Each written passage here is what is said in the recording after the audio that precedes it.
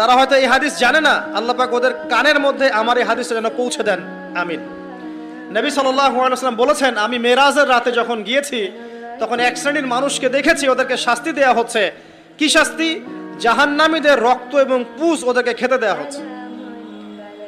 জিবরাইল আলাইহিস সালামকে জিজ্ঞাসা করা হলো যে এরা কারা?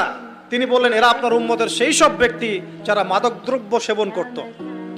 আল্লাহ রাব্বুল আলামিন তার হাবিবের মাধ্যমে জানিয়েছেন, যখন কোনো মুসলিম মাদক সেবন করে বা কোনো ব্যক্তি মাদক সেবন করে তখন 40 দিন তার নামাজ কবুল হয় না। এরপর যদি সে তওবা করে তাহলে আল্লাহ পাক তার তওবা কবুল করবেন ইনশাআল্লাহ। যদি সে আবারও মাদক খায় তওবা করার পর, আবার 40 দিন তার নামাজ কবুল হবে না। যদি সে আবার তওবা করে আল্লাহ পাক আবার তাকে মাফ করে দিবেন। যদি সে আবারও মাদক খায় আবার 40 দিন তার নামাজ কবুল হবে না। তারপর যদি আবার তওবা করে আবার আল্লাহ তাকে মাফ করে দিবেন। এরপরেও যদি সে আবার মাদকদ্রব্য সেবন করে, নবী সাল্লাল্লাহু আলাইহি ওয়াসাল্লাম বলছেন তাকে আল্লাহ রাব্বুল আলামিন পরকালে মৃত্যুর পরে তিনাতুল খাবাল পান করাবেন। তিনাতুল খাবাল। জিজ্ঞাসা করা হলো, ইয়া রাসূলুল্লাহ, তিনাতুল খাবাল কি জিনিস? নবী সাল্লাল্লাহু আলাইহি ওয়াসাল্লাম উত্তর দিচ্ছেন, এটা হচ্ছে জাহান্নামীদের রক্ত, মাংস, এগুলো পুড়ে পচে যে রসটা বের হবে, এটা হচ্ছে তিনাতুল খাবাল।